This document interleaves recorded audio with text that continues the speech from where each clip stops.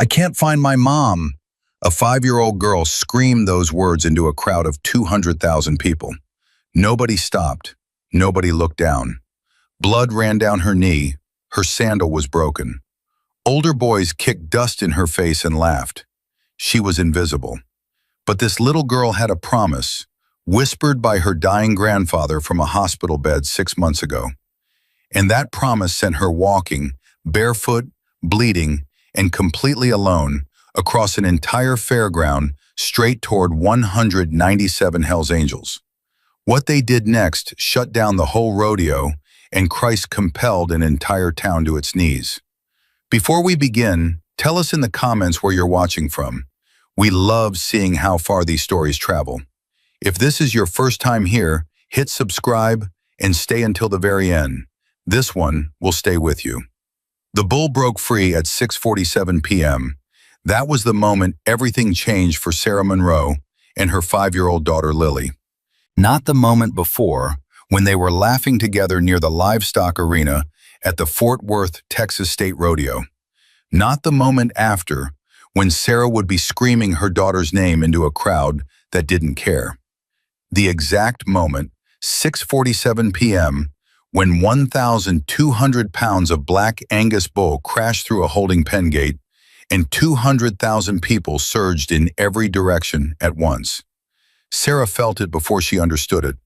The crowd moved like an ocean wave, sudden, violent, directionless. Bodies slammed into her from every side. She gripped Lily's hand tighter, but Lily's hand was so small, and the crowd was so strong. Their fingers separated. Just like that. 1 second of contact lost, and the world split in two. "Lily!" Sarah screamed. She spun around. Bodies everywhere. Shoulders, elbows, backs. A wall of panicked adults moving in every direction. Sarah pushed against them, clawing forward, her eyes scanning low, searching for blonde pigtails, searching for a white star print shirt, searching for her baby. "Lily!" Nothing. No answer. Just the roar of the stampede and the distant bellow of the bull, and the screams of people who only cared about saving themselves. 40 feet away, Lily Monroe hit the ground hard. She didn't know what happened. One moment her mother's hand was there, warm, safe, the only anchor she had in this giant, terrifying world. The next moment, a man's elbow caught her shoulder and sent her spinning. A woman's hip knocked her sideways. And then she was down, knees first into the gravel, palms scraping across dirt and broken peanut shells. The pain was sharp and immediate. Her right knee split open, a clean, ugly cut that started bleeding before she even looked at it. Her stuffed horse, the one Grandpa Jack gave her 3 days before he died, flew from her arms and disappeared under a stampede of boots. "Mommy!" she screamed. "Mommy!" Her voice didn't carry.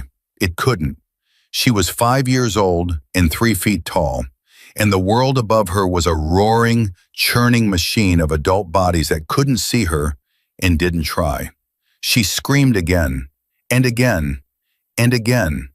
Nobody stopped. A man in cowboy boots stepped so close to her hand that she yanked it back just in time.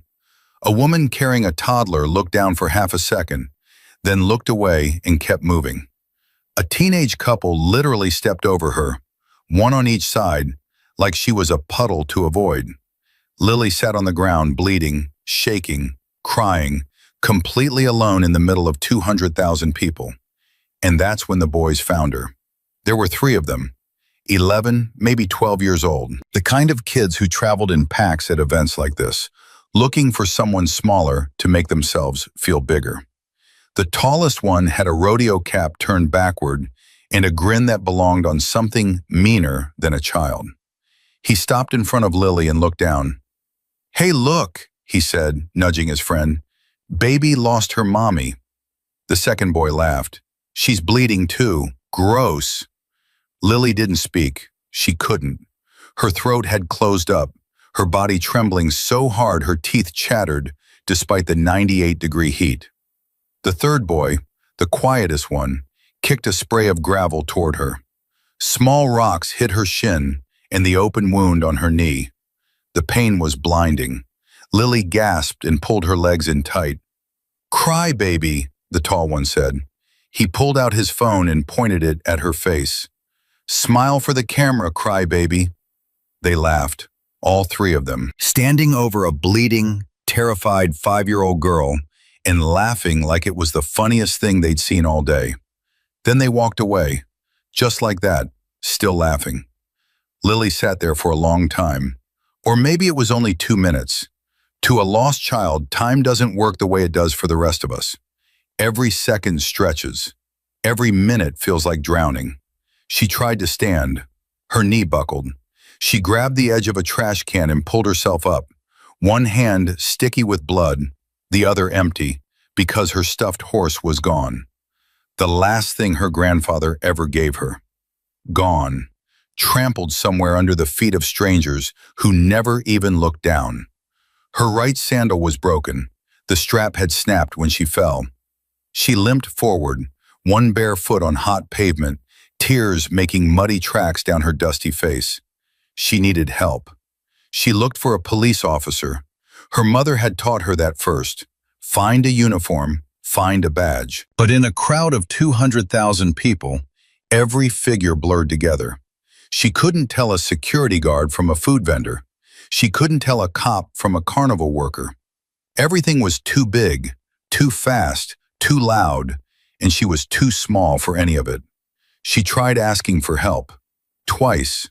The first adult she approached was a middle-aged woman holding a funnel cake. Lily tugged on her sleeve and said, "Please, I can't find my mom." The woman pulled her arm away. "Go to the information booth, sweetheart," she said, without even looking at which direction the information booth was, and walked away. The second person was a security guard standing near a gate.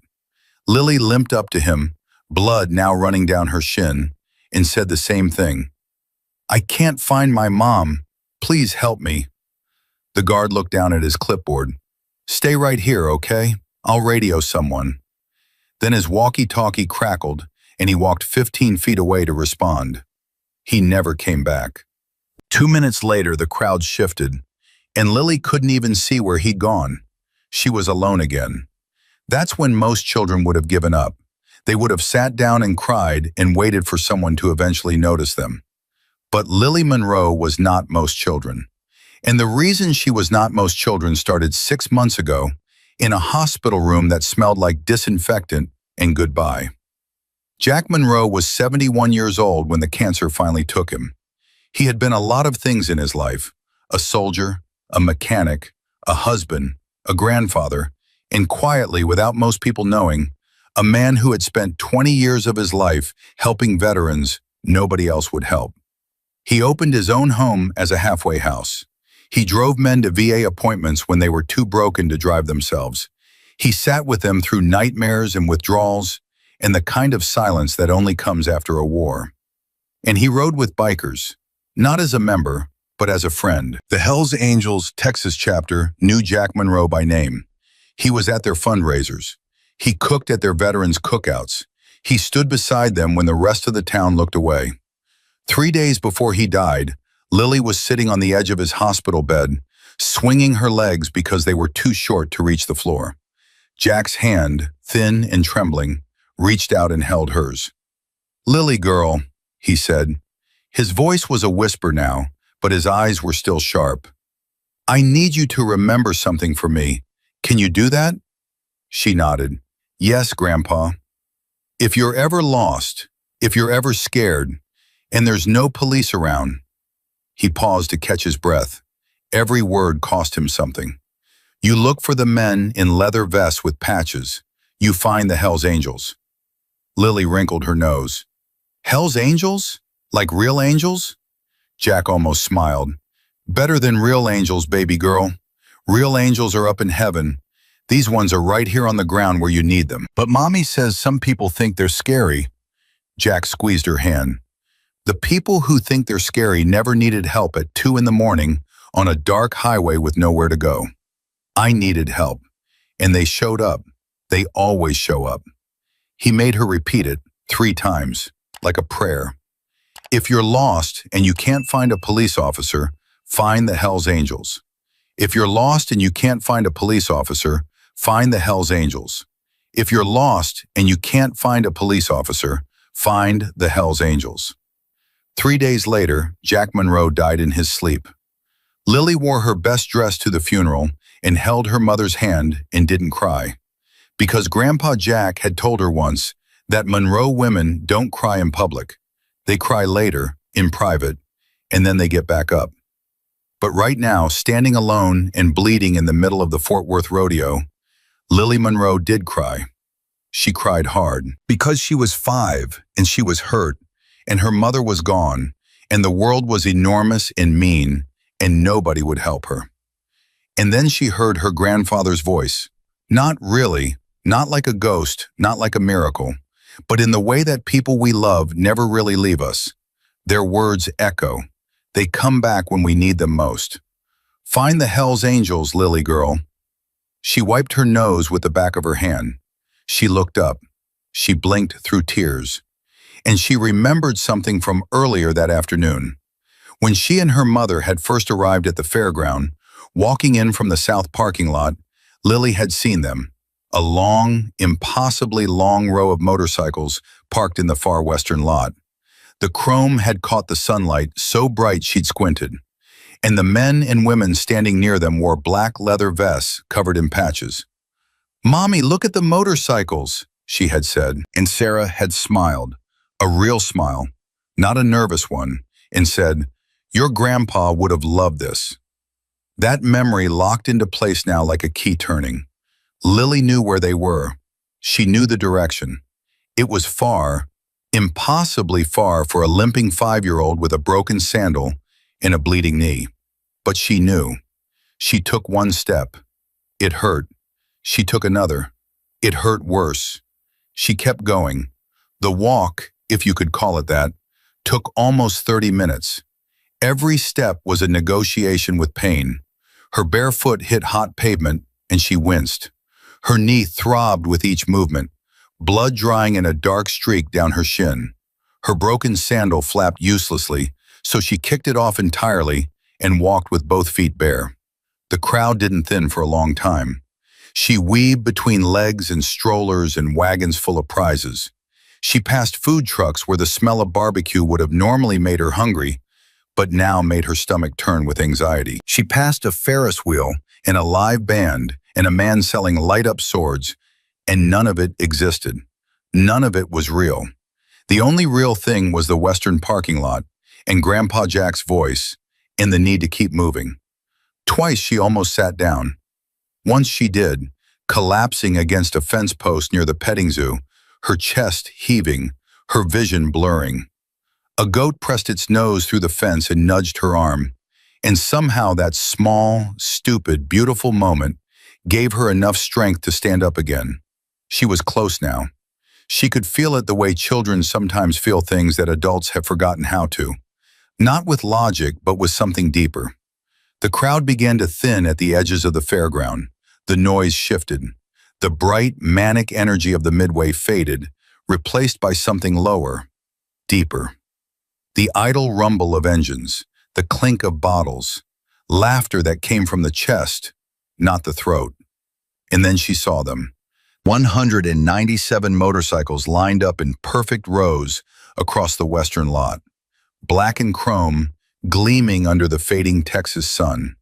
And around them, standing, sitting, leaning, talking, nearly 200 men and women in black leather vests, patches everywhere, tattoos everywhere, beards and bandanas and sunglasses and boots. To a 5-year-old girl, they looked like an army. Lily stopped at the edge of the lot. Her body was shaking, not just from exhaustion, but from the enormity of what she was about to do. These people were huge. Their voices were deep. Their bikes were loud.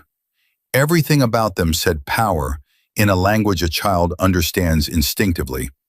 But her grandfather's voice said something louder. They always show up. She took a breath. Her small chest expanded, then released. She crossed the gravel, barefoot, bleeding, tear-streaked, filthy, and walked directly toward the largest man she could see. He was standing with his back to her, broad shoulders that blocked out the sky, a silver beard that fell to the middle of his chest, tattoos covering both arms, military ink, eagles and flags and dates that meant something heavy. His vest was covered in patches, and across the back, in a curve of white stitching on black leather, it read, Hell's Angels. Lily reached up and tugged on the bottom of his vest. Duke Lawson felt the tug and turned around, expecting to see one of the guys messing with him. Instead, he looked down, way down, and saw a 5-year-old girl staring up at him with the biggest, most terrified blue eyes he had ever seen in his life. Her face was streaked with dirt and dried tears. Her knee was bleeding badly. The cut was deep enough that it needed stitches. He could tell immediately. One foot was bare. The other wore a sandal held together by nothing. She was shaking so hard he could see it in her shoulders. She opened her mouth. Her lip trembled. And then, in a voice so small it nearly broke him in half, she said, I can't find my mom. Duke dropped to one knee. Instantly, the gravel bit into his kneecap, and he didn't feel it. His hands, massive, scarred, tattooed across every knuckle, reached out and held her tiny shoulders with a gentleness that contradicted everything about how he looked. Hey, look at me. His voice was deep, but he softened it the way only a man who has carried wounded soldiers can. What's your name, sweetheart? Lily. A sob broke through. Lily Monroe. Okay, Lily. You're okay now. I got you. Nobody's gonna hurt you. My grandpa said, she hiccuped. He said to find you. He said you'd help. Duke's brow furrowed. Your grandpa? Who's your grandpa, darling? Jack Monroe. The name landed like a thunderclap. Duke's expression changed, not slowly, all at once. His eyes widened, his jaw tightened. His grip on her shoulders shifted from comforting to something closer to an oath. Jack Monroe, he repeated. He said it like a prayer. Jack Monroe was your grandfather. Lily nodded, tears dripping off her chin. Behind Duke, the bikers closest to him had already turned. They'd heard the name, and in this group, among these men and women, Jack Monroe's name carried a weight that outsiders would never understand. Duke looked at Lily, really looked at her, and in her blue eyes he saw a ghost. The ghost of a man who had opened his front door at 3 a.m. to take in Duke's brother when he was drowning in a bottle and a loaded gun sat on the kitchen table. The ghost of a man who drove 4 hours in a snowstorm to sit with a dying veteran who had no one else. The ghost of a man who never wore a vest but earned more respect than most who did. You listen to me, Lily Monroe, Duke said, and his voice didn't waver. Your grandpa was one of the best men who ever lived, and if he told you to find us, then you found the right place. He stood up, all 6'4" of him, and something in his posture shifted, from man to commander, from biker to soldier. He turned around and faced 197 Hells Angels, and he whistled. It cut through the air like a blade, sharp, high, absolute. Every conversation stopped. Every laugh died. Every head turned. Duke's voice carried across the entire lot. Listen up. We've got a 5-year-old girl here. Her name is Lily Monroe. She's Jack Monroe's granddaughter. A ripple went through the crowd. Jack Monroe's name moved through them like an electric current. Her mother's name is Sarah Monroe. Brown hair, late 20s, probably wearing herself ragged looking for her daughter right now, somewhere in that fairground. This little girl walked here alone, bleeding, barefoot, because Jack told her to find us. He paused. His eyes swept across every single face. We are going to find her mother, and we're going to do it now. The response was not gradual. It was not hesitant. 197 Hells Angels moved at once, like a unit, like a battalion, like a family that had just received its orders. And Lily Monroe, standing barefoot and bleeding in the middle of it all, watched the army her grandfather had promised her come to life. Maggie Raines was already moving before Duke finished speaking. She crossed the lot in 4 long strides, dropped to one knee in front of Lily, and unzipped the small first aid kit she always carried inside her vest. Her hands were steady. They were always steady. 22 years as an ER nurse had taught her that panic was a luxury she couldn't afford. "Hey, sweetie," she said, her voice low and warm. "I'm Maggie. I'm going to fix up that knee, okay?" Lily flinched when Maggie touched her leg. "It hurts." "I know it does, baby. I know." Maggie pulled out an antiseptic wipe and held it up so Lily could see it. "This part's going to sting for about 3 seconds. Can you count to 3 for me?" Lily nodded, her chin still trembling. "1," Maggie said, pressing the wipe to the wound. Lily sucked in a sharp breath and grabbed Maggie's shoulder. 2. Tears spilled, but Lily didn't scream. 3. Done. All done. You're tougher than half the guys in this parking lot, you know that? Behind them, Duke had already pulled out a map of the fairground, the freebie kind they handed out at every entrance. He spread it across the seat of his Harley and started drawing lines with a black marker, splitting the grounds into 4 sectors. "Rooster, take 50. Start at the main midway, push north. Check every food truck, every game booth, every bathroom. You're looking for a woman who's lost her mind looking for her kid. Brown hair, late 20s, probably screaming the name Lily."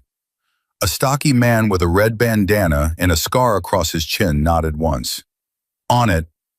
Deacon, you take 50. Rodeo arena, livestock pens, everything east of the Ferris wheel." She might have gone back to where they got separated. Deacon, tall and quiet with reading glasses pushed up on his forehead, was already waving his group together. "Bones, 50 with you. Parking lots, exits, perimeter fence." If she panicked bad enough, she might have gone to her car thinking Lily would find her way there. Bones cracked his knuckles. "What if the cops give us trouble?" Duke looked at him. "Then you tell them we're finding a child's mother, and they can either help or get out of the way." "And me?" A younger biker stepped forward, mid-30s, lean, with a military haircut that hadn't grown out yet. His name was Travis, and he'd been patched in less than a year ago. 2 tours in Iraq before that. "Travis, you take the last 47. Mobile unit. Bikes. Circle the outer roads, the drop-off zones, the bus stops. If she's moving, you'll cover more ground on wheels." Travis turned toward his group and snapped his fingers twice. 47 bikers started walking toward their motorcycles. Duke looked at the map one more time, then crumpled it in his fist. "Nobody comes back until we find her. Radio's on. Phone chains open. You see her, you call it into me directly. Go." They went. 197 Hells Angels split apart and poured into the Fort Worth Rodeo like a river breaking through a dam. They moved fast. They moved with purpose. And they moved with something that most search parties never have, a personal stake. Because every single one of them knew the name Jack Monroe, and the little girl sitting on that bench with a bandaged knee was his blood.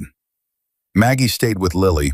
She'd wrapped a proper bandage around the knee, given her a bottle of water, and produced, from some impossible pocket inside her vest, a cherry lollipop.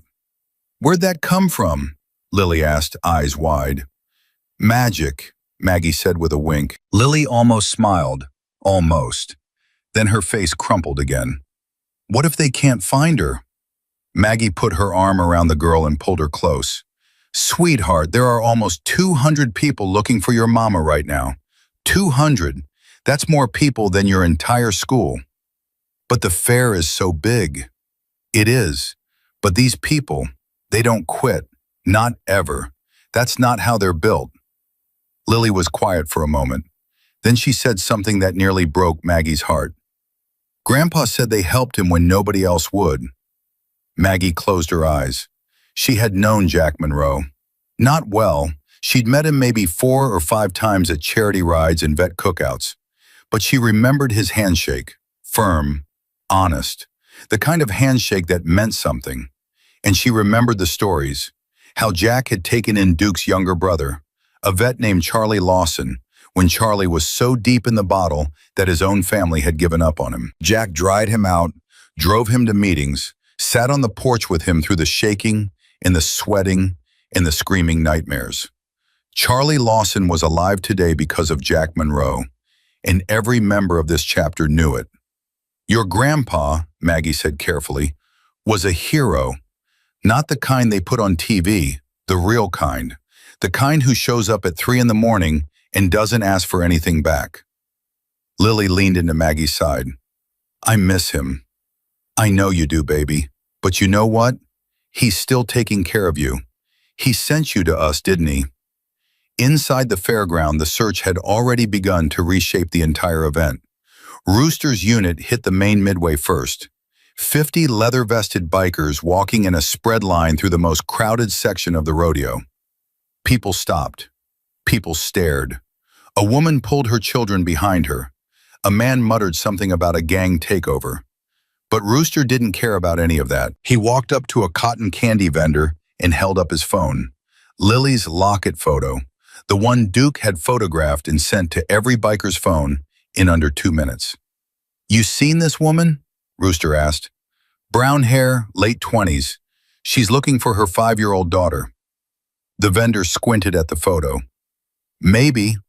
There was a woman about 20 minutes ago, real upset, asking everybody if they'd seen a little girl. She went that way, toward the Tilt-A-Whirl. Rooster radioed it in.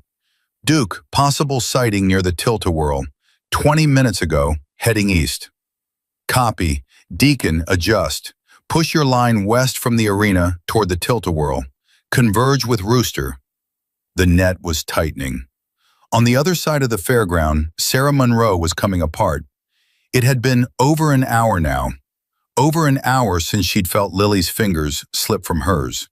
Over an hour of running, shouting, begging, and getting nowhere. Her voice was nearly gone. A raw, shredded whisper that hurt every time she used it. Her feet ached. Her hands wouldn't stop shaking. And the guilt was eating her alive. She kept replaying it, the exact second she lost grip. The exact fraction of a moment when she should have held tighter, pulled harder, been stronger. What kind of mother lets go of her child's hand?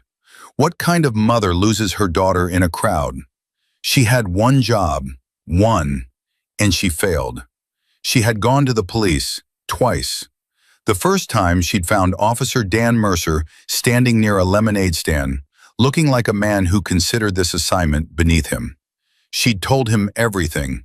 Lily's age, her clothes, her hair, the time and location of separation.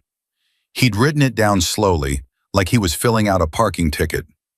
Ma'am, kids wander off at these things all the time, he'd said. 9 times out of 10, they turn up at the face painting booth or the pony rides. Just go wait at the information booth and we'll bring her to you. She's 5, Sarah had said, her voice cracking. She's not wandering, she's lost. There's a difference. Mercer had looked at her with that particular brand of bored authority that made her want to scream. We'll put out a description. Best thing you can do right now is stay in one place so she can find you. Sarah had tried. She'd gone to the information booth and stood there for 11 minutes.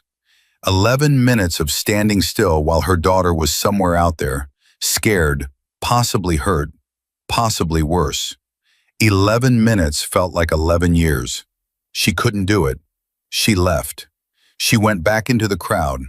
The second time she found a cop, it was a younger officer near the rodeo gates. He was more sympathetic but equally unhelpful.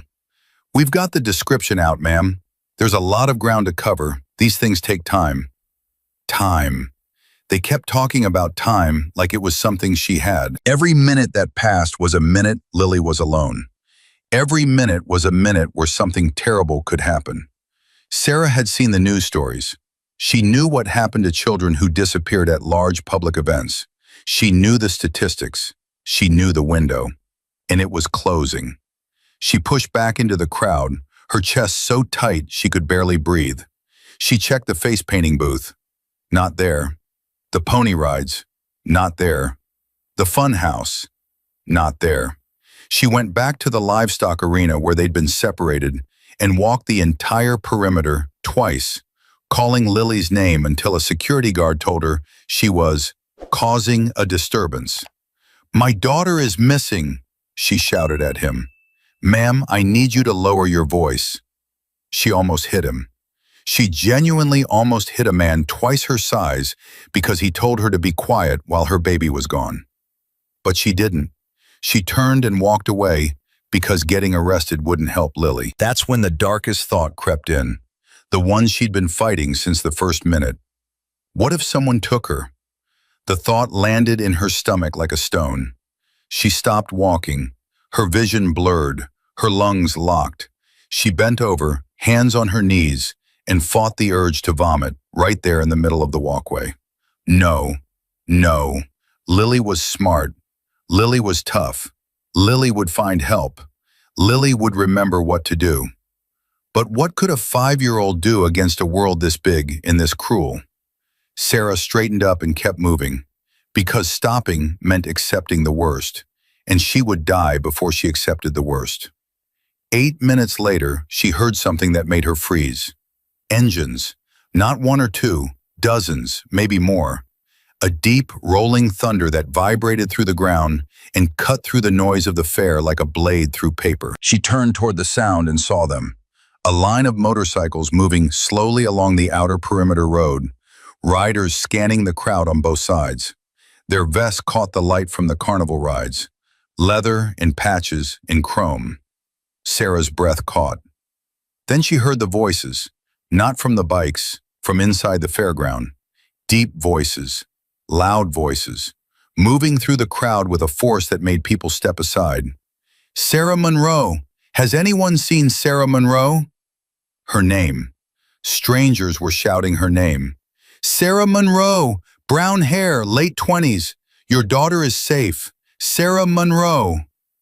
The word hit her like a freight train. Safe. Your daughter is safe. She couldn't move. For 3 full seconds, Sarah Monroe stood frozen in the middle of the Fort Worth rodeo while the world spun around her. Her brain couldn't process it. After an hour of the worst terror she had ever known, after an hour of silence and indifference and useless officers and empty leads, someone was shouting that her daughter was safe. Then she ran. She didn't know which direction. She just ran toward the voices, pushing through the crowd with a strength she didn't know she had. She knocked someone's drink out of their hand. She nearly trampled a stroller. She didn't care. She couldn't care. Lily was safe. Someone had found her. Someone was calling her name. She burst through a gap between 2 food trucks and almost collided with a man the size of a refrigerator. Leather vest, gray beard, arms like tree trunks. He caught her by the shoulders before she fell. "Easy, easy," he said. "You Sarah Monroe?" "Where's my daughter?" The words came out in a gasp. "Where's Lily? They said she's safe. Where is she?" "She's safe. She's with our people at the West parking lot. My name's Rooster. Come with me." He turned and started walking. Sarah followed. The crowd parted for him like water around a boulder. Other bikers appeared from the crowd and fell in beside them. 2 on the left, 2 on the right, forming a corridor of leather and denim that moved Sarah through the fairground faster than she'd moved all night. "How did you find her?" Sarah asked, almost running to keep up with Rooster's stride. "She found us," Rooster said without looking back. "Walked across this whole fairground by herself, barefoot, bleeding. Walked right up to Duke and told him her grandpa sent her." Sarah's hand flew to her mouth. "Oh God, oh my God. Kid's got guts, I'll tell you that. Toughest 5-year-old I ever heard of." They were moving fast now, cutting through the thinning edge of the fairground. Sarah could see the parking lot ahead. She could see the motorcycles. And then, between 2 rows of bikes, she saw a small figure sitting on a bench, a cherry lollipop in one hand, and an oversized leather vest draped over her tiny shoulders. "Lily!" The scream tore out of Sarah like something that had been caged for a lifetime. It crossed the distance between them before her legs could. Lily's head snapped up. Her eyes went wide. The lollipop fell from her hand. "Mommy!" Lily launched off that bench like a bottle rocket. She ran, limping, bandaged knee and all, across the gravel lot, her bare feet slapping against the ground, her arms outstretched. Sarah dropped to her knees. The gravel cut through her jeans and she didn't feel it. She caught Lily at full speed, wrapping both arms around her daughter so tight that nothing on earth could separate them again. Lily buried her face in her mother's neck and sobbed. Deep, shaking sobs that came from a place no 5-year-old should know about. "Mommy, I looked for you." I looked and nobody would help me. Nobody stopped. "I know, baby, I know. I'm here. I'm right here." The boys were mean to me. They kicked rocks at me and called me a crybaby. Sarah's jaw clenched so hard her teeth ached. "They'll never touch you again." And I lost Grandpa's horse, the stuffed one. It got stepped on and I couldn't find it. "We'll get another one. We'll get 100. "I don't want 100. I want Grandpa's." Sarah closed her eyes and held her daughter tighter. "I know, sweetheart, I know." They stayed like that, kneeling on the gravel, holding each other, for a long time. The bikers had formed a wide circle around them. Nobody spoke. Nobody moved. Some looked away, blinking hard. A man with a skull tattoo on his neck rubbed his eyes with the back of his hand and pretended it was dust. Duke stood at the edge of the circle, arms crossed, watching. His radio crackled. "Duke, it's Deacon. Status?" Duke pressed the button. "Mother and daughter reunited. Stand down. All units return to base." A pause. Then Deacon's voice, rough with something that wasn't static. "Copy that. Good work, brother." Duke clipped the radio back to his belt and looked at Maggie. She was standing a few feet from Sarah and Lily, her arms folded across her chest, her eyes glistening. "She walked 30 minutes across that fairground," Maggie said quietly, "barefoot, bleeding, 5 years old, because her grandfather told her to find us." Duke nodded slowly. Jack would have been proud. Jack would have been furious that she had to do it at all. Duke almost smiled. "Yeah, that too." Sarah finally stood, pulling Lily up with her, and that's when she saw him. The big man with the silver beard, the one Lily was looking at with an expression that wasn't fear, it was trust. Complete, unshakable trust. "You're Duke?" Sarah said. "Yes, ma'am." Lily said. Sarah's voice broke. She pressed her lips together, steadied herself, and tried again. "She said you knew my father-in-law." Duke took a step forward.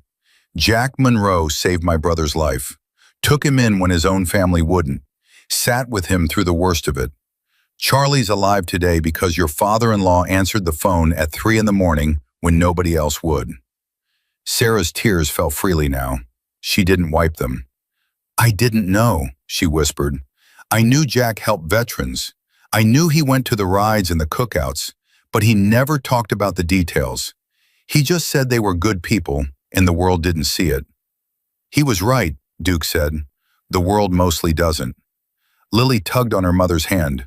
"Mommy, Maggie fixed my knee, and she gave me a lollipop. And Duke said Grandpa was one of the best men he ever knew." Sarah looked at Duke, then at Maggie, then at the circle of bikers standing around them. Men and women who had dropped everything, fanned out across a fairground of 200,000 people, and brought her daughter back to her in under 40 minutes when the police couldn't be bothered to try. "Thank you," she said, and the words felt too small, too light, too ordinary for what they'd done. But Duke nodded like he understood everything she couldn't say. "Jack Monroe's family is our family," he said simply. "That's not a slogan. That's a fact." Maggie stepped forward and handed Sarah a bottle of water. "She's tough, your girl, but that knee's gonna need stitches. I cleaned it and bandaged it, but you should get her to an ER tonight." Sarah nodded, pulling Lily closer. "I will." Officer Dan Mercer chose that moment to appear.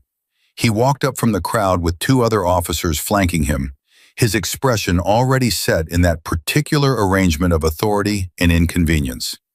He looked at the circle of bikers. He looked at Sarah. He looked at Lily.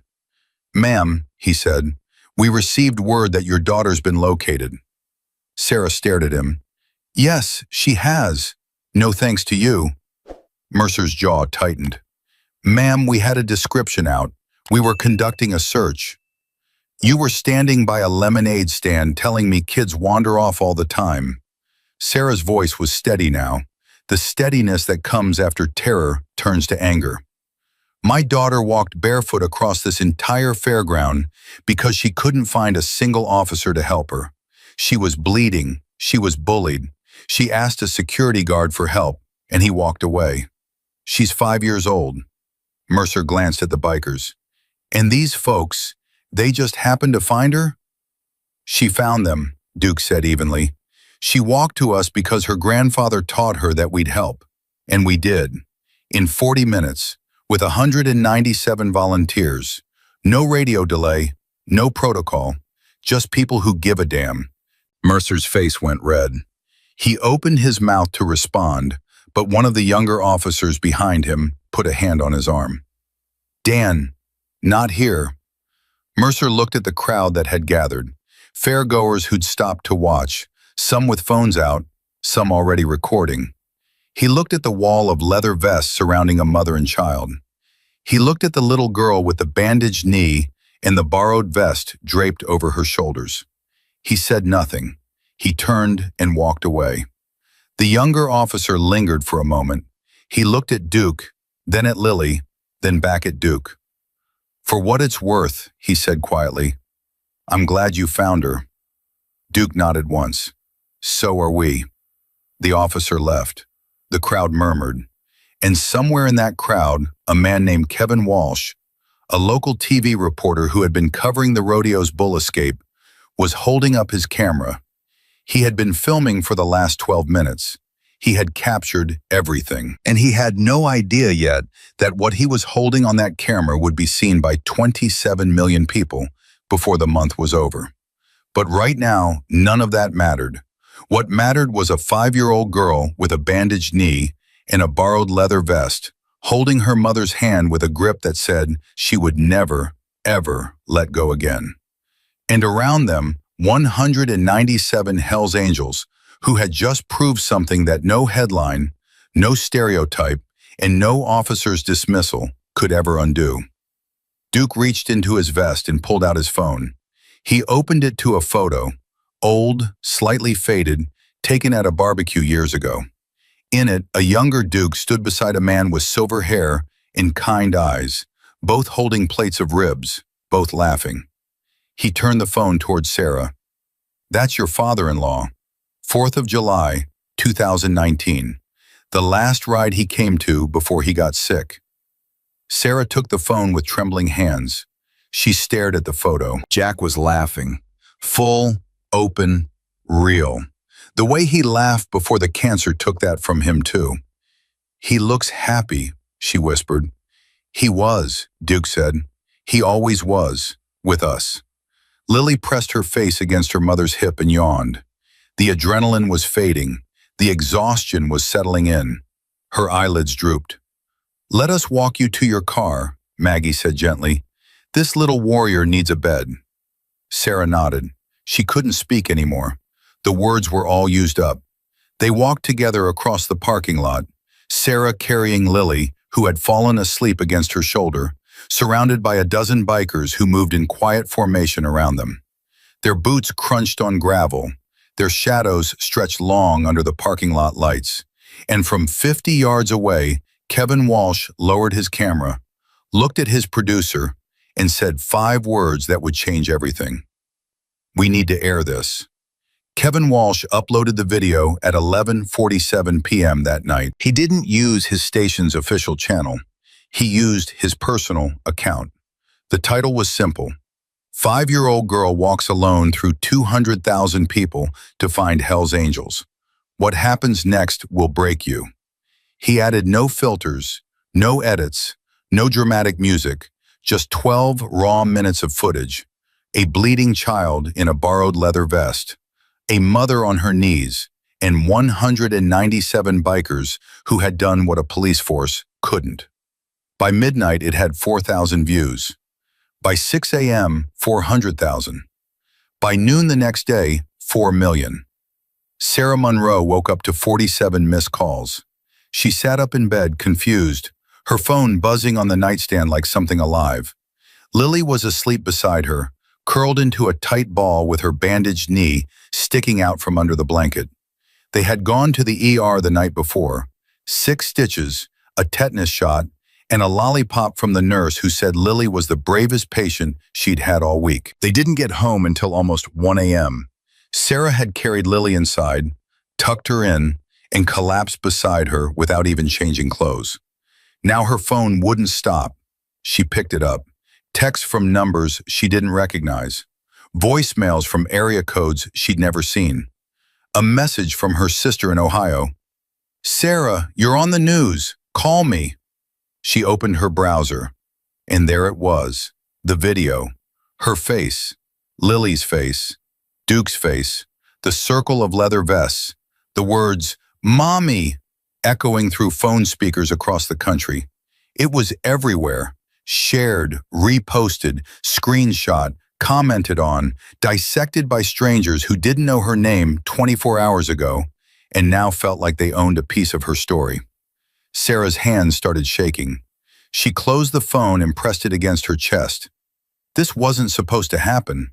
Last night was supposed to be private. A terrifying, miraculous, private moment between a mother and her daughter and the strangers who helped them. It wasn't supposed to become content. Her phone rang again. She looked at the screen. Local number. She answered. "Mrs. Monroe, this is Kevin Walsh, KTVT News. I'm the journalist who filmed the reunion last night at the rodeo. I wanted to reach out before the story gets any bigger and give you a chance to tell your side." "My side?" Sarah's voice was still raw from screaming the night before. "My side is that I lost my daughter and good people found her. That's the whole story. Ma'am, the video has over 4 million views. It's going to hit the national networks by tonight. People are going to want to know who the little girl is, who the bikers are, and how this happened. I'd rather you control that narrative than let strangers online make one up." Sarah sat there for a long time. Lily shifted beside her, mumbling something in her sleep. Sarah looked at the bandage on her daughter's knee, already showing a small spot of blood where the stitches were. "I'll think about it," she said, and hung up. She didn't think about it for long, because 30 minutes later, another call came in. This one from a number she did recognize. "Sarah, it's Duke." His voice sounded different on the phone, smaller somehow, less thunder, more gravel. "Have you seen it?" she asked. "Yeah, Maggie showed me this morning. My phone's been ringing off the hook. Got a call from a reporter in Dallas, one in Houston, and some woman from a morning show in New York." He paused. "I don't do interviews." "Me neither." "Good, then we agree." Another pause. "How's Lily?" 6 stitches, sleeping like a rock. "She earned it." Duke cleared his throat. "Listen, the reason I'm calling, some of the guys are worried this kind of attention might bring trouble. Not for us, for you. People online can be cruel," Sarah finished. "I was going to say stupid, but yeah, cruel works too." Sarah rubbed her forehead. "What do you think I should do?" "I think you should do whatever keeps you and that little girl safe. If that means talking to the press, talk. If it means going quiet, go quiet. But either way, you should know, this chapter's got your back, whatever comes next." "You barely know me, Duke." "I knew Jack. That's enough." They hung up. Sarah sat in the quiet of her bedroom, staring at the ceiling, listening to her daughter breathe. Then she picked up her phone and called Kevin Walsh back. "I'll do one interview," she said. "One. On my terms. And I want Duke and Maggie there." The interview aired the following evening on KTVT's 6 o'clock news, and within an hour it was picked up by every major network in the country. Kevin Walsh sat across from Sarah, Duke, and Maggie at a table inside a community center in Cedar Hill. He'd wanted the diner, but Sarah said no. Too many people, too much noise. She wanted this to feel like a conversation, not a performance. Lily was there too, sitting on Maggie's lap, playing with a new stuffed horse that Duke had shown up with that morning. He'd driven 45 minutes to 3 different stores before finding one that looked close enough to the one Lily had lost. It wasn't the same. They both knew that, But when Duke handed it to her and said, "This one's from your grandpa's friends," Lily had hugged it to her chest and named it Jack on the spot. Kevin started with Sarah. "Walk me through what happened that night." Sarah kept her voice steady. She told it straight. The bull, the crowd, the moment she lost Lily's hand. She didn't dramatize. She didn't cry. She gave the facts like a woman who had already cried every tear she had. Then Kevin asked the question everyone wanted answered. "Your daughter is 5 years old. She walked almost 30 minutes through a crowd of 200,000 people to find the Hells Angels. How did she know to do that?"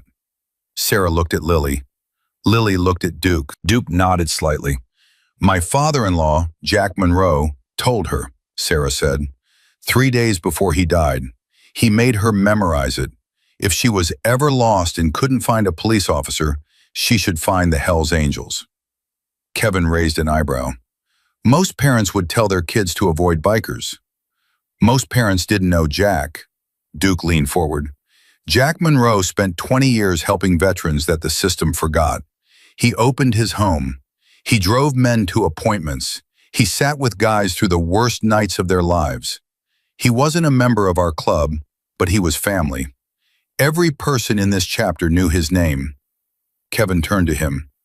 "When Lily said her grandfather's name, what went through your mind?" Duke's jaw worked for a moment. He looked at the table, then back at Kevin. "Jack Monroe's brother, in all but blood, was my brother Charlie. Charlie came back from Afghanistan in pieces. Couldn't sleep, couldn't eat, couldn't stop drinking. His wife left. His kids stopped calling. I was on the road and couldn't be there." Duke's voice dropped. Jack showed up. Didn't ask permission. Just showed up at Charlie's apartment one night, found him sitting in the dark with a loaded gun on the kitchen table, and sat down across from him. The room went silent. Even Kevin stopped writing. Jack didn't call the cops, didn't call a hotline. He just sat there and said, "Charlie, I'm not leaving, so you're gonna have to decide what happens next with me sitting right here." They sat in that kitchen for 6 hours. By morning, the gun was in Jack's truck, and Charlie was in the passenger seat, headed to a VA treatment facility. Duke looked at Sarah. "So when that little girl said Jack Monroe's name, I didn't think. I moved. Because Jack Monroe earned that. He earned every single one of those 197 people dropping what they were doing to find his family." Kevin swallowed hard. He'd been a journalist for 18 years, and he'd never had to pause during an interview to collect himself. He paused now.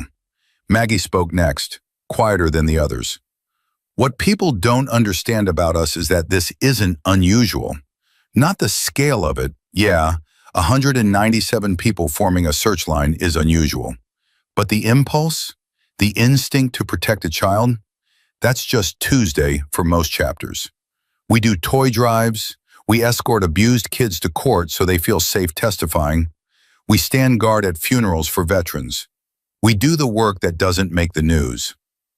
"Why doesn't it make the news?" Kevin asked. Maggie smiled, but there was no humor in it. "Because the other headlines sell better." The interview ran for 14 minutes on air. Online, the full, unedited version, 38 minutes, was posted by KTVT and hit 11 million views in 3 days. The comments section became a battleground and a cathedral. Thousands of people shared their own stories. A woman in Michigan wrote about how a group of bikers had escorted her daughter to school every day for a month after the girl was bullied so badly she was afraid to leave the house. A veteran in Georgia described how his local Hells Angels chapter had rebuilt his wheelchair ramp after a hurricane when FEMA still hadn't returned his calls. A retired teacher in Maine said she'd spent 30 years telling her students to stay away from bikers, and she was done. "I was wrong," she wrote. "I was wrong, and I'm not too old to say it." But the comments weren't all kind. They never are. Someone dug up a 20-year-old arrest record for Duke, a bar fight in 2004. Dismissed charges, no conviction. But the headline on a gossip blog read, "Hell's Angel Hero has criminal past." Someone else posted a long thread claiming the whole thing was staged, that Sarah was an actress, that Lily was a paid child performer, that the Hells Angels had orchestrated the entire event for publicity. Sarah saw that one at 2 a.m. while she couldn't sleep. She read it twice. Then she closed her phone, went to the bathroom, and threw up. Duke called her the next morning. Don't read the comments. Too late. Then stop reading them. These people don't know you. They don't know Lily. They don't know Jack. They're typing from a couch in their underwear because making noise is easier than making a difference. They're calling me a liar, Duke. They're saying Lily was acting. She's 5. She had 6 stitches in her knee. And 27 million people saw the truth. You're not going to convince the ones who don't want to see it. Don't waste your energy. Sarah was quiet. Then, what about your record? That bar fight thing? Duke grunted. A guy grabbed a waitress. I made him stop. He pressed charges. Judge threw it out. That was 20 years ago, and I'd do it again tomorrow. The blog made it sound like, I know what it sounded like. That's what they do. They take one piece of truth and wrap it in 100 lies until you can't tell the difference. Don't let them. Sarah leaned against the kitchen counter and closed her eyes. I'm not built for this, Duke. I'm a waitress. I work at Patty's Diner 6 days a week. I drive a car with a check engine light that's been on for 2 years. I'm not a public figure. You don't have to be. Just be Lily's mom. That's enough.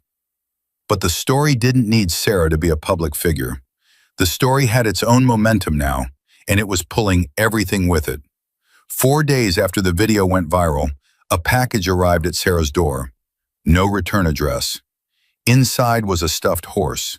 Not just any stuffed horse, but the exact same model as the one Lily had lost at the fairground. Same brown yarn mane, same button eyes, same red bandana stitched around the neck. A handwritten note was tucked inside. I saw your story. I work at the toy company that makes this horse. We discontinued it 3 years ago, but I found one in our warehouse. This one's for Lily. Margaret, Memphis, Tennessee. Sarah held the horse in both hands and sat down on the kitchen floor and sobbed. Not sad tears, not angry tears. The kind of tears that come when a stranger reaches across 1,000 miles to stitch something broken back together. When Lily woke up and saw the horse, she froze. She picked it up slowly, turned it over, checked the bandana, checked the eyes. Mommy, she whispered, it's the same. I know, baby. Did Grandpa send it? Sarah pulled her close. I think maybe he did. That horse never left Lily's side again. By the end of the first week, the donation started. Not to Sarah, she hadn't asked for anything, but to the Hells Angels Charity Fund. The Fort Worth chapter ran an annual ride called the Freedom Ride, raising money for veterans' PTSD programs and homeless shelters. The year before, they'd raised $30,000. In the 7 days after the video went viral, they received over $400,000. Duke didn't know what to do with it. He called a meeting at the chapter's clubhouse, a converted warehouse on the outskirts of Fort Worth that smelled like motor oil and coffee. 112 members showed up. He stood at the front, holding a printout of the donation total, and stared at it like it was written in a language he didn't speak. $412,000, he said, in 1 week. The room was silent. People are sending checks from every state. We got a wire transfer from a guy in Germany. A woman in Japan sent $500 with a note that said, for the angels who walk. I don't even know what that means, but she sent it. Rooster leaned back in his chair. What do we do with it? We do what we always do, Maggie said from the corner. We use it for the mission. Vets, kids, families. But this time, we can do more. Duke looked at her. How much more? Enough to start something real, something permanent. She stood up and walked to the front. Every year we do the Freedom Ride. 1 day, 50 bikes, a barbecue and some checks to the VA. It's good. It's not enough. Not anymore. She looked at the room. That little girl walked across a fairground to find us because her grandfather told her we'd help. What if every kid knew that? What if every fair, every festival, every public event in this state had a group of people, us, trained and ready to find lost children? Not in 40 minutes, in 10. Travis, the young veteran, straightened up. Like a search and rescue unit? Exactly like a search and rescue unit, but community-based, volunteer. Bikers who already know how to move fast, communicate on radios, cover ground. We train them in child safety, first aid, crowd protocols. We partner with local police, local EMS. We become part of the infrastructure. Duke stared at her. You've been thinking about this. I've been thinking about this since I watched a 5-year-old girl limp into our parking lot with blood on her knee and nobody else on this earth willing to help her. Maggie's voice cracked for the first time since any of them had known her. She caught it quickly. We can do more than ride, Duke. We can build something. The vote was unanimous. 112 hands raised, not a single objection. They called it Patches and Promises. The name came from Lily, though she didn't know it yet. During the interview, when Kevin Walsh had asked her what she remembered most about that night, she'd answered in the way only a 5-year-old can, honest and unfiltered, and devastating in its simplicity. They had patches on their vests, she said, looking up at Duke, and they promised to find my mommy, and they did. Patches and promises. That was enough. The program's structure came together fast. Maggie led the planning, Travis handled logistics, Duke made calls to chapter presidents across Texas, then across neighboring states. The pitch was simple. Train your members in child safety and emergency response. Partner with local event organizers and show up. Not to ride, not to party, to protect. Within 2 weeks, 14 chapters in Texas had signed on. Within a month, chapters in Oklahoma, Louisiana, Arkansas, and New Mexico joined. By the 6-week mark, Patches and Promises was active in 9 states with over 2,000 trained volunteers. And then something happened that nobody expected, least of all Officer Dan Mercer. The Fort Worth Police Department launched an internal review of their response to the missing child report at the rodeo. The review was triggered not by the viral video, officially, but by the 316 formal complaints filed by citizens who had watched it. 316 people took the time to write to the department and say, "Your officer told a mother to wait by a lemonade stand while her child was bleeding and alone." Mercer was placed on administrative leave pending the review. The news covered it for one cycle, then moved on. But in Cedar Hill, it didn't move on. It stuck. Because Dan Mercer was a Cedar Hill local. He'd grown up there. His parents still went to First Baptist on Sundays. And now his face was on TV next to the word negligent. And the town didn't know what to do with that. Some defended him. "The man's been a good officer for 15 years, said Tom Garrison, who owned the local diner. "One bad night doesn't erase that." Others weren't so forgiving. One bad night, Sarah's neighbor, a retired school teacher named Eleanor Voss, said it at the grocery store loud enough for 6 people to hear. That one bad night could have ended with a dead child, and he told her mother to wait. The town split. Not down the middle, more like 70-30. 70% thought Mercer should face consequences. 30% thought the bikers were being glorified and the cop was being scapegoated. It was an argument about Mercer on the surface. Underneath, it was an argument about something much bigger, about who deserves trust and who earns it, and whether a badge means more than a patch. 3 weeks after the incident, Mercer did something no one anticipated.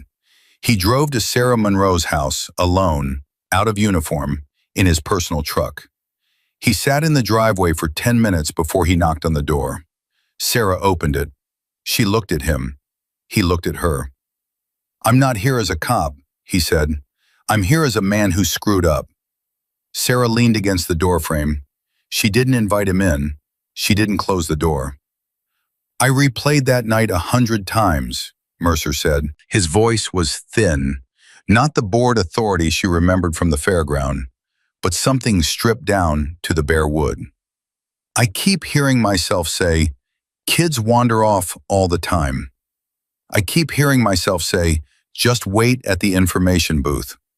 And I keep seeing that video, your little girl, bleeding, walking barefoot, and knowing that happened while I was standing there doing nothing.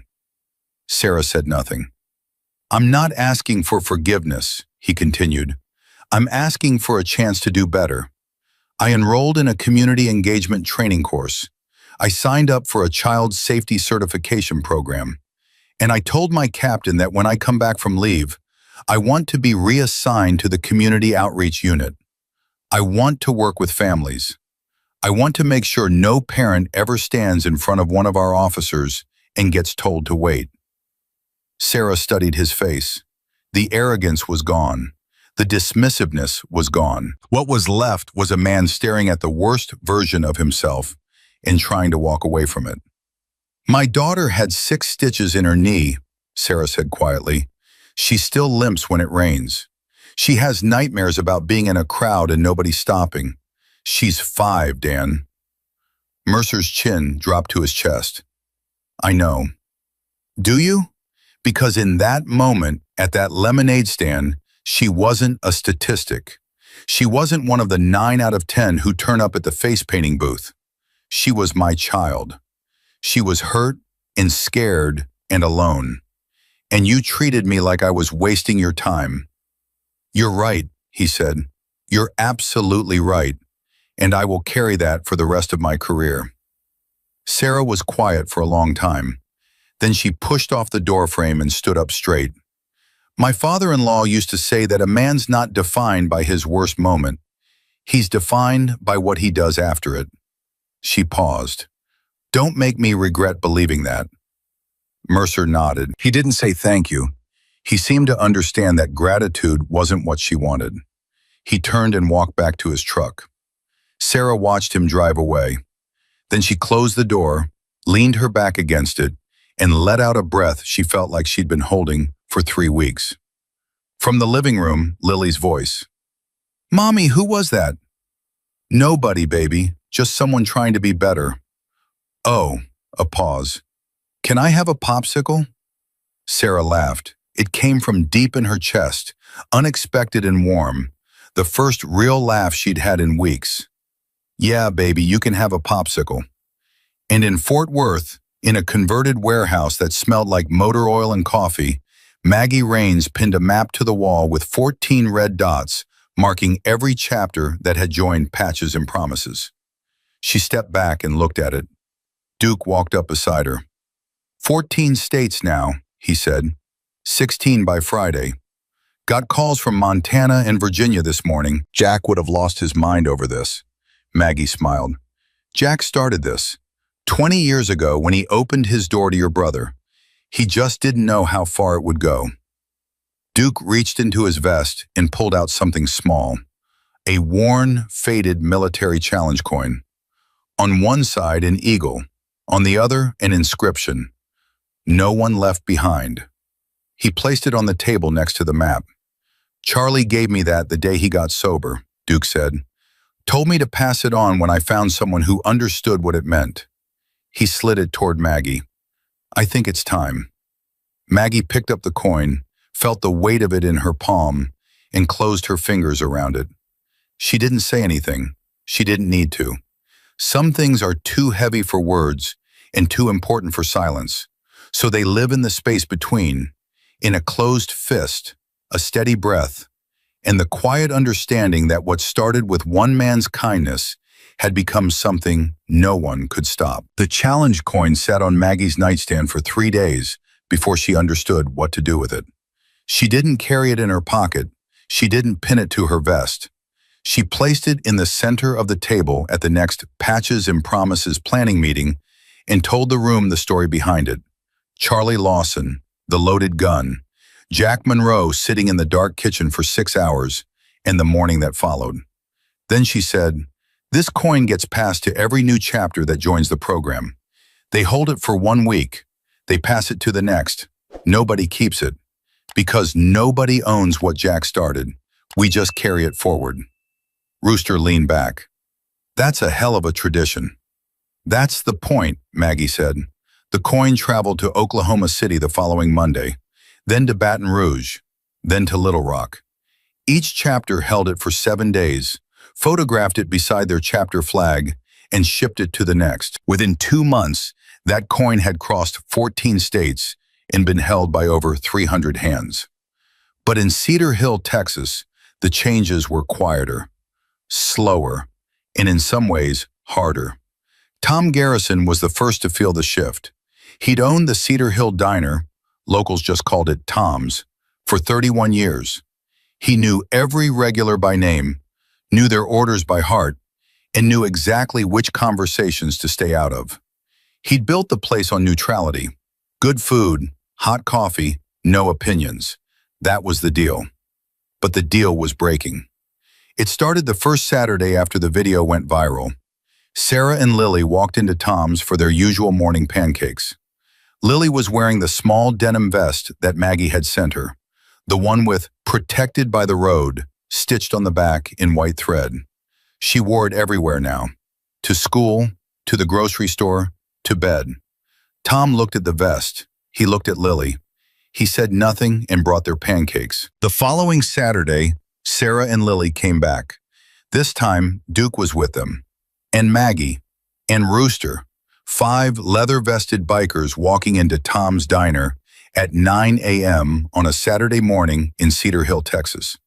The room went quiet. Not silent, quiet. The kind of quiet where forks slow down and eyes lift, and everyone pretends they're not watching while absolutely watching. Tom stood behind the counter. His hand tightened on the coffee pot. 31 years of neutrality pulled at him like a current. These were the kind of people he'd always watched from a distance. Not with hatred, not with fear exactly, but with the particular wariness of a small-town business owner who understood that reputation was built on who you let through your door. Sarah waved from the corner booth.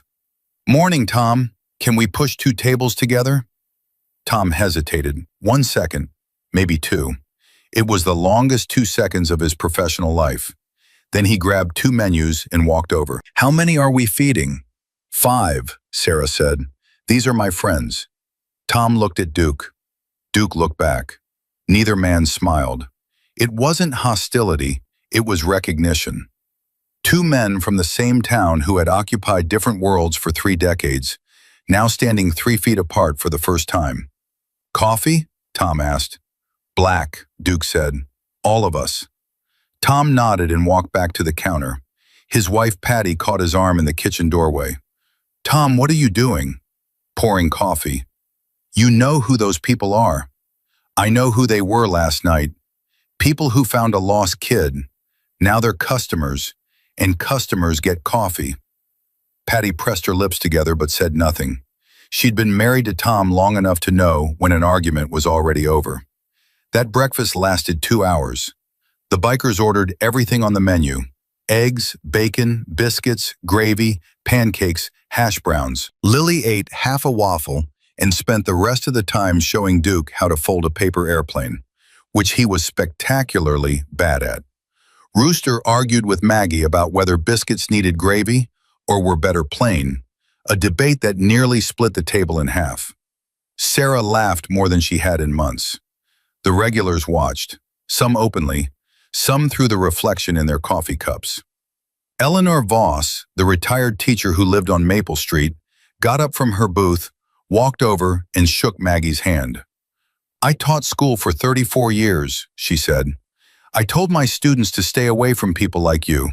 I was wrong, and at my age, I don't have time to be wrong quietly." Maggie took her hand.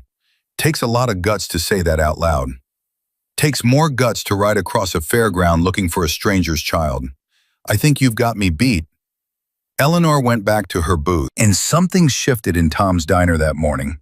Not a revolution, not a dramatic reckoning, but a crack in a wall that had been standing so long people forgot they built it. The following Saturday, Duke and 2 others came back, without Sarah. They just showed up, ordered coffee and eggs, and sat by the window. Tom served them without comment. Patty watched from the kitchen and said nothing. The Saturday after that, a local mechanic named Ray Dalton walked in and saw the bikers at their usual table. Ray was 62, crew cut, Korean War veteran's son, the kind of man who wore suspenders and called everyone buddy. He'd fixed every car in Cedar Hill at one point or another, including Sarah's, the one with the permanent check engine light.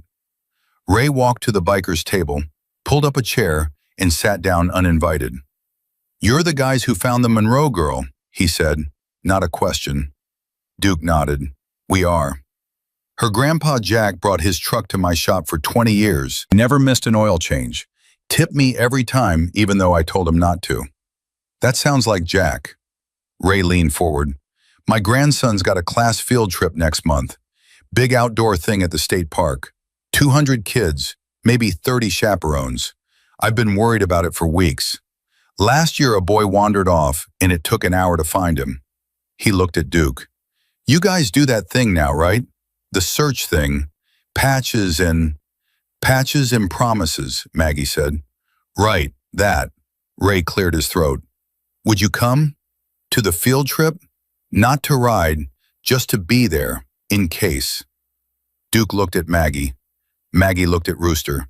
"Some conversations don't need words." "Give us the date," Duke said. "We'll be there." Ray nodded, stood up, and shook Duke's hand with both of his. Jack would be grinning right now. The man loved proving people wrong. "He was good at it," Duke said. The field trip was on a Thursday. 8 Hells Angels showed up at Cleburne State Park at 7:30 a.m., wearing their vests, carrying radios and first aid kits. The teachers didn't know what to make of them. The principal, a woman named Dr. Linda Ferris, had approved the request after Sarah vouched for the group, but she stood at the entrance with her arms folded and her face tight. "I want to be clear," she told Duke. "You're here as safety volunteers, nothing else. No recruitment, no—" "Ma'am," Duke said calmly, "we're here to make sure no kid gets lost. That's it. We're not handing out brochures." Dr. Ferris blinked. Then she almost smiled. "Fair enough. The kids are in 4 groups. I'll assign 2 of your people to each group." "That works." No child got lost that day. Not one. But something else happened that nobody planned. At lunchtime, the kids gathered at a picnic area. Lily was there. It was her class. And she ran to Duke the moment she saw him, jumping into his arms with the confidence of a child who has decided that this person is safe and will always be safe. "Duke, you came!" "Told you I would, didn't I?" A boy named Marcus, small, quiet, the kind of kid who sat alone at lunch, watched from a distance. He watched Lily laugh with Duke. He watched Maggie hand out juice boxes. He watched Rooster lift a little girl onto his shoulders so she could see a bird's nest in a high branch. Then Marcus walked over to Maggie and stood there, not speaking, just standing. Maggie looked down. "Hey there, you need something?" Marcus stared at her vest, at the patches, at the words Hell's Angels stitched across the back. "My dad says bikers are bad people," he said. Maggie crouched down. "What do you think?" "I don't know. That's why I came over, to find out." "Well, what have you seen so far?" Marcus thought about it, seriously thought about it, the way kids do when they haven't yet learned to fake an answer. "I saw you give Emily a juice box, and that big guy helped Maria see the birds, and Lily hugs you like you're her grandpa. So what does that tell you?" Marcus chewed his lip. "Maybe my dad's wrong. Maybe. Or maybe your dad just hasn't met the right bikers yet." Maggie reached into her vest and pulled out a lollipop. Cherry. Always cherry. "Here, don't tell your teacher." Marcus took it, grinned, and ran back to his group. 3 steps away, he turned. "What's your name?" "Maggie." "Thanks, Maggie." He was gone. But Maggie stayed crouched for another moment, watching him run, feeling something she couldn't name settle into her chest. She'd been an ER nurse for over 2 decades. She'd held people while they died. She'd told families the worst news of their lives. She thought she'd felt every emotion a human body could produce. She was wrong. This one was new. It was warm, and it ached, and it had something to do with a 7-year-old boy deciding for himself that the world might be different than what he'd been told. She stood up and found Duke watching her. "You okay?" "Yeah." She wiped her eyes quickly. "Allergies." "In November?" "Mind your business, Duke." He grinned. "Yes, ma'am." The field trip ended without incident. Dr. Ferris shook Duke's hand at the gate and said 3 words she clearly didn't say often. "I was wrong." "About what?" Duke asked. "About you. About all of you. I spent 20 minutes this morning worried about what parents would say if they saw Hell's Angels at a school event. And then I watched your people spend 6 hours making sure every child was safe, hydrated, and accounted for. Not one complaint. Not one problem. We're not the problem, Dr. Ferris. We never were." She held his gaze. "No, you weren't. And I'd like to invite you back for the spring field trip, if you're willing." "We'll be there." The word spread through Cedar Hill the way things always spread in small towns, through coffee conversations and grocery store aisles and after-church parking lot chats. The bikers helped at the field trip. The bikers fixed Mrs. Peterson's roof. The bikers donated $6,000 to the elementary school's library fund. The bikers are coming to the Christmas parade. Not everyone was pleased. There was a town council meeting in November, the monthly kind that usually drew 12 people and lasted 45 minutes. This one drew 86 people and lasted 3 hours. The issue on the agenda was a request from Duke to establish Patches and Promises as an officially recognized community volunteer organization in Cedar Hill, which would allow them to coordinate with local police and EMS during public events. Councilwoman Brenda Hayes opened the discussion. "We've received the application from the Hells Angels Fort Worth chapter for community volunteer status. I want to hear from both sides." Tom Garrison stood first. The diner owner, who 3 months ago had hesitated before pouring a biker's coffee, now stood in front of 86 of his neighbors and spoke. "I've run my diner for 31 years. I've served cops, teachers, construction workers, and yes, bikers. 3 months ago, I would have said I didn't want motorcycle clubs associated with our town. I would have been wrong." He paused. "These people found a lost child when our own police officer told her mother to wait. They fixed a widow's roof. They volunteered at our school.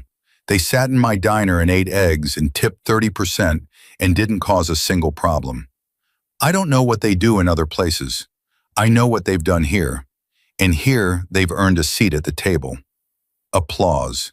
Not unanimous, but strong. A man named Dale Pryor stood next.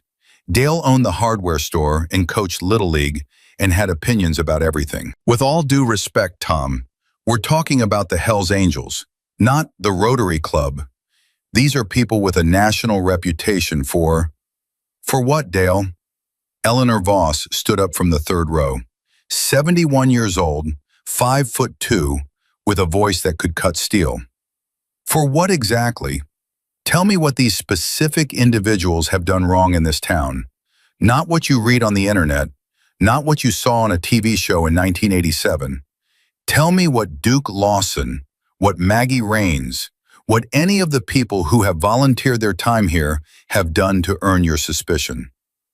Dale opened his mouth. Nothing came out. "That's what I thought." Eleanor sat down. "Vote yes and let's go home. Jeopardy's on at 7. The council voted 5-2 in favor. Patches and Promises became an officially recognized volunteer organization in Cedar Hill, Texas. Duke was standing outside the town hall when his phone buzzed. He looked at the screen, a text from a number he didn't recognize. "Congratulations on the vote. Jack would be proud. Charlie." Duke stared at the message. His brother. His brother who he hadn't spoken to in 4 months because Charlie had moved to Colorado for a fresh start and they'd both gotten bad at calling. He typed back, "You heard about this?" 3 dots appeared, then, "Everybody heard about this. You're famous, brother." "I'm not famous. I'm a mechanic with a motorcycle. You're a mechanic with a motorcycle who made 86 people in a small Texas town argue about whether bikers deserve a chance. Jack's laughing somewhere right now. Duke pocketed his phone and looked up at the sky. Clear, stars coming out. The kind of Texas sky that makes you feel both enormous and invisible at the same time. Maggie walked up beside him. 5-2. 5-2. Dale Pryor voted no. Dale Pryor thinks fluoride is a government conspiracy. I'm not losing sleep. Maggie laughed. Then she got quiet. Duke, I got a call today from the Today Show. Duke turned sharply. The what? The Today Show, NBC. They want to do a segment on patches and promises. National broadcast. They want to interview you, me, Sarah, and Lily. Duke's face went through several emotions in rapid succession. Surprise, discomfort, resistance, and something that might have been fear. I don't do TV. You did Kevin Walsh. That was local. This is national, Maggie. This is millions of people. That's the point. If we go national, every chapter in the country hears about patches and promises. Every fair, every festival, every public event could have trained volunteers. We could save lives, Duke. Not one kid at a time. Thousands. Duke shook his head slowly. I'm not a spokesman. I fix engines and I ride. That's what I do. Maggie stepped in front of him. That's what you did. What you do now is different. What you do now is what Jack did. Show up for people when nobody else will. Jack didn't do it on camera. But Jack didn't have camera. You do. And you can use it. Duke looked at her for a long moment. Then he reached into his vest and pulled out his phone. He scrolled to the photo, the old one from the barbecue. Jack and Duke standing side by side, plates of ribs, both laughing. He'd hate this, Duke said. He'd say I was showing off. He'd say you were showing up. There's a difference. Duke put the phone away. He took a breath that seemed to come from somewhere deeper than his lungs. Call them back, he said. Tell them we'll do it. 3 weeks later, a production van from NBC pulled into Cedar Hill, Texas, population 4,312. The producer, a woman from New York who had never been to Texas and was wearing heels entirely wrong for gravel, looked around the town square and said to her cameraman, "This is going to be good." She had no idea. The Today Show segment was scheduled for 12 minutes. They filmed for 3 days. They interviewed Sarah at her kitchen table, where Lily sat on her lap holding both stuffed horses, the new one and the original, which Margaret from Memphis had sent. They interviewed Duke in front of his Harley, his arms crossed, his answers short and honest and completely devoid of polish. They interviewed Maggie at the clubhouse, standing in front of the map with now 32 red dots marking active patches and promises chapters. They interviewed Tom Garrison at the diner, who said, "I spent 31 years deciding who belonged in my restaurant based on what they wore. Turns out the people in leather vests tip better and cause less trouble than half my regulars." They interviewed Eleanor Voss, who looked directly into the camera and said, "I'm 71 years old. I've been wrong about a lot of things, but admitting it at 71, that's not weakness. That's the whole point." And they interviewed Officer Dan Mercer, who had completed his community engagement training and returned to duty in the Cedar Hill Community Outreach Unit. He stood in front of the police station in his uniform and said, "I failed a mother and her child. I failed them because I assumed a situation was routine when it wasn't. I assumed a 5-year-old would just turn up when she was actually bleeding and alone and terrified. The Hells Angels didn't assume anything. They acted, and they did my job better than I did. I have to live with that, and I have to be better because of it." But the moment that broke the internet, the moment that would be clipped and shared and watched over and over by millions of people, came from Lily. The producer asked her one final question, simple, soft, the kind of question you ask a 5-year-old expecting a cute answer you can use as a closing shot. "Lily, what do you want to be when you grow up?" Lily looked at the camera, She looked at Duke, who was standing just off screen. She looked down at her small denim vest with its single white patch. Then she looked back at the camera with those enormous blue eyes and said, "I want to be the person someone walks to when they're scared." The producer lowered her clipboard. The cameraman kept rolling, but his eyes were glistening. Duke turned away and put his hand over his face. Maggie didn't even try to hide it. She cried openly, standing right there in the doorway. Sarah pulled Lily close and kissed the top of her head. "You already are, baby. You already are." The segment aired on a Tuesday morning. 12 minutes of footage cut down from 3 days of filming. By noon, it had been shared 2 million times.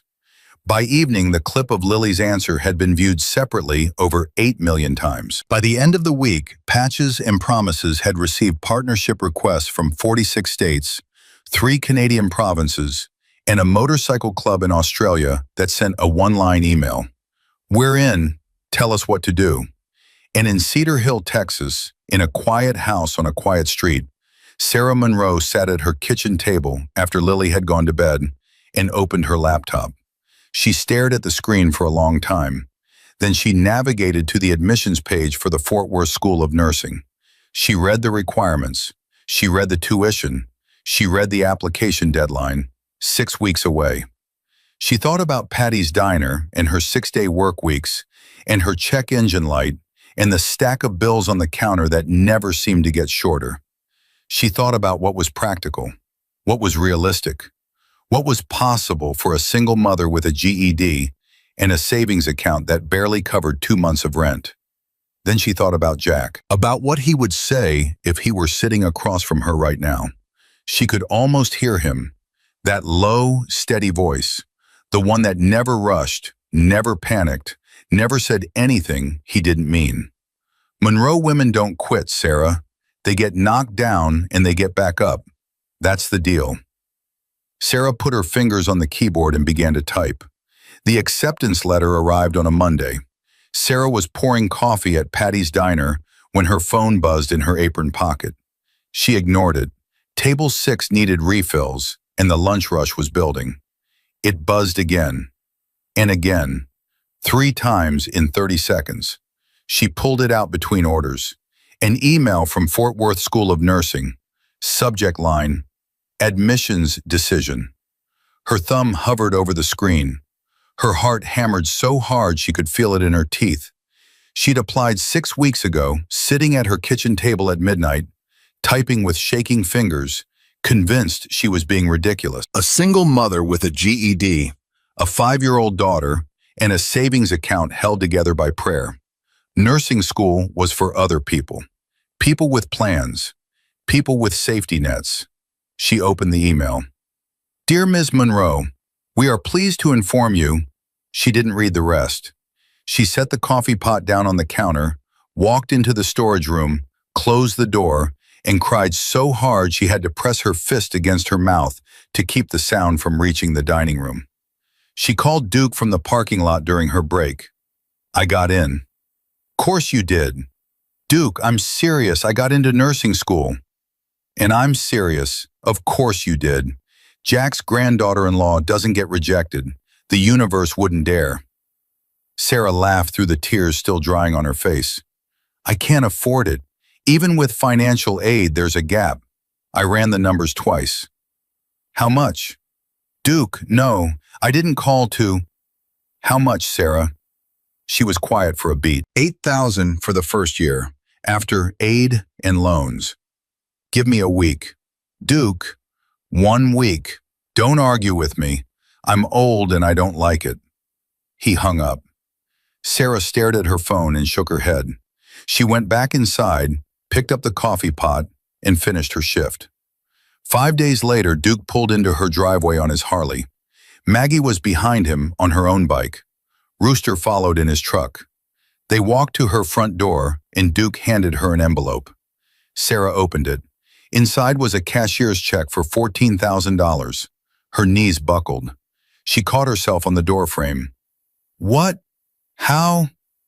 "Patches and Promises Fund," Maggie said. "We set aside a percentage of every donation for families connected to the program. You qualify. This is too much. I said 8,000. The extra 6 is for books, supplies, and that check engine light you've been ignoring for 2 years. Duke crossed his arms. Ray Dalton already agreed to fix it for free. He just needs the parts. Sarah looked at the check. She looked at Duke. She looked at Maggie and Rooster standing behind him. 3 people in leather vests on her front porch, handing her the future she'd been too scared to reach for. Jack told me once, she said, her voice barely holding, that the people who save you aren't always the ones you expect. Jack was a smart man, Duke said. He was talking about you. Duke's jaw tightened. He nodded once and looked away, toward the street, the sky, anywhere but at Sarah's face, because if he looked at her right now, the armor was going to crack. And Duke Lawson's armor didn't crack in public. That was the rule. But rules, as it turned out, were made to be broken by 5-year-old girls. Lily burst through the front door, launched off the porch steps, and wrapped herself around Duke's leg like a koala bear on a tree trunk. "Duke! Mommy got into school. She's gonna be a nurse." Duke looked down. The armor cracked. He picked Lily up with one arm and held her against his chest, and his eyes glistened, and he didn't pretend it was allergies or dust or the Texas wind. He just let it happen. "Your mama's gonna be the best nurse in Fort Worth," he said. "Better than Maggie?" Maggie snorted. "Way better than me, kid. I'm retired." "You're not retired," Rooster said. "You literally stitched up my hand last Tuesday." "That was a favor. Retirement means I choose." Lily giggled and put her small hand on Duke's bearded cheek. "Duke, will you come to my mom's graduation?" "Wouldn't miss it for the world." "Promise?" "Promise." Lily held up her pinky. Duke, 6'4", 240 pounds, president of the Fort Worth chapter of the Hells Angels, wrapped his massive pinky around hers and shook. Sarah watched from the doorway, holding $14,000 in one hand and her entire future in the other, and thought about the night at the rodeo, the bull, the crowd, the moment Lily's hand slipped away. She had spent weeks blaming herself for that moment. The guilt, the what-ifs, the replaying of 1 second on an endless loop. But standing here now, watching her daughter hold a pinky promise with a man who had mobilized an army to find her, Sarah realized something she hadn't expected. That moment, the worst moment of her life, was also the beginning of everything that came after.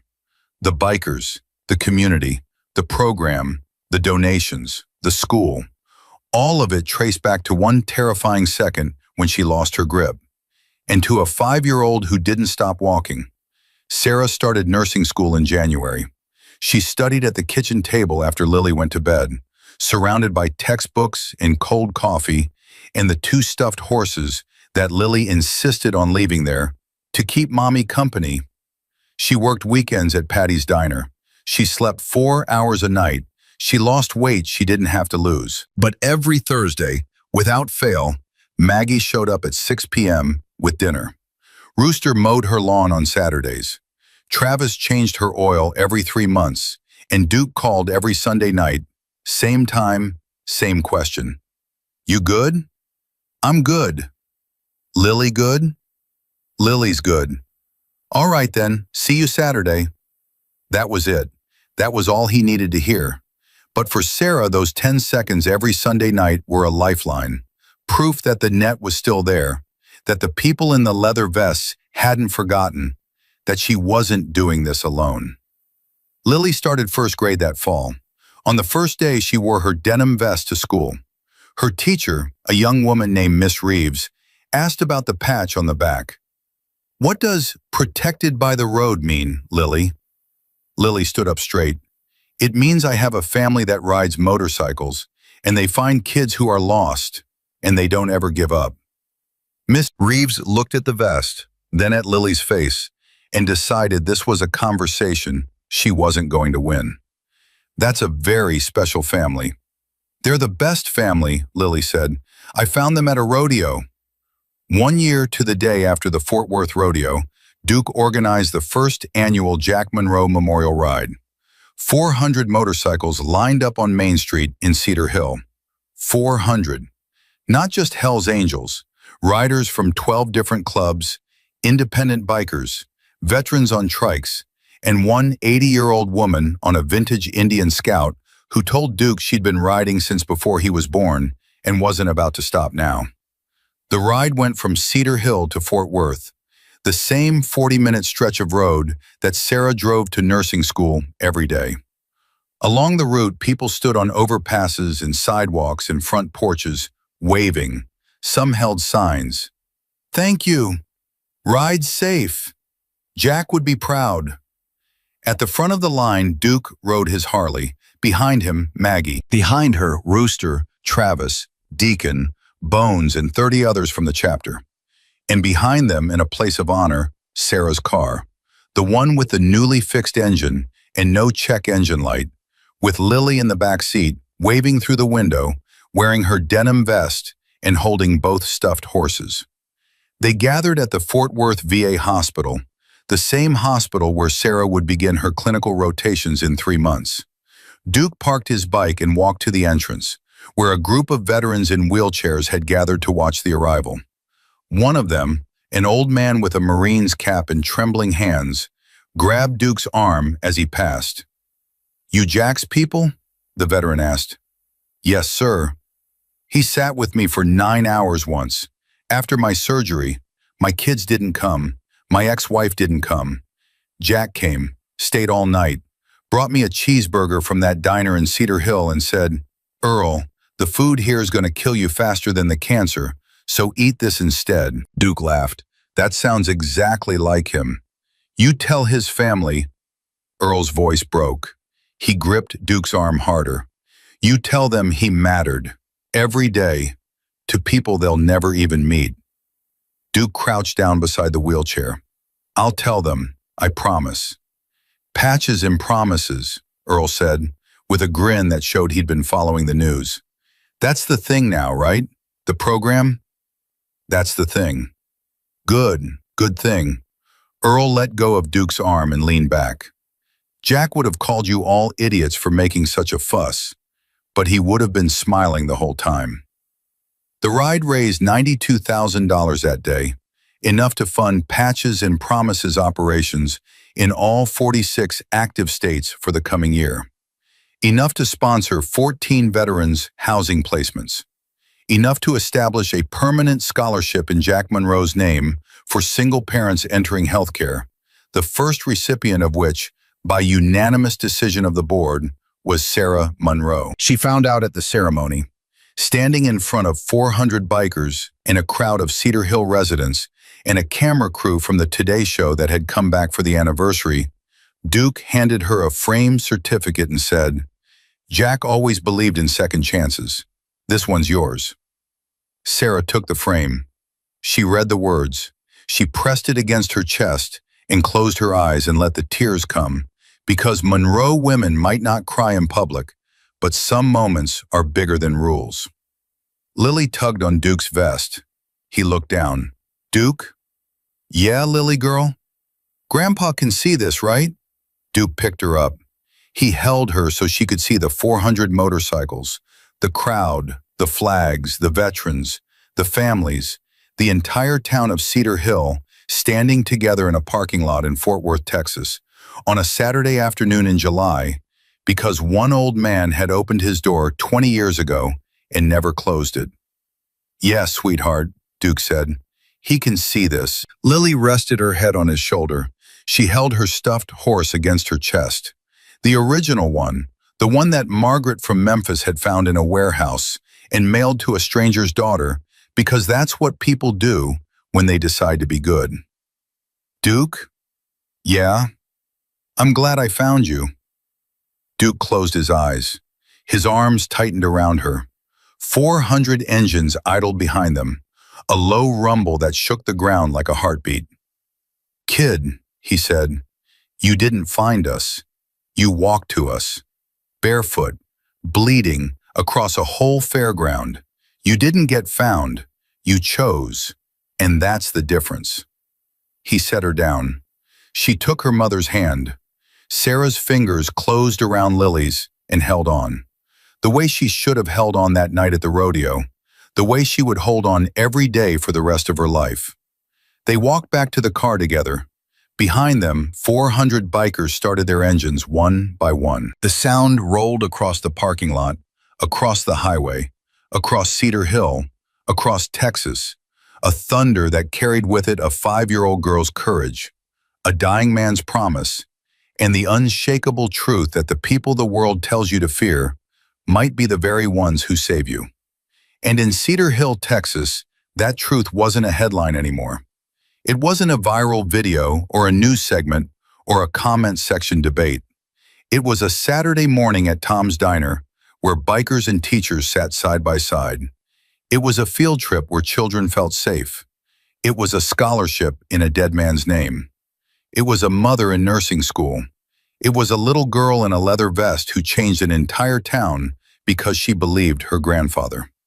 That is the kind of change that doesn't fade. It doesn't go viral and then disappear. It puts down roots. It grows. It becomes the way things are instead of the way things were. Because Jack Monroe made a promise. Lily Monroe kept it. And 197 Hells Angels proved it was true. Every single one of them.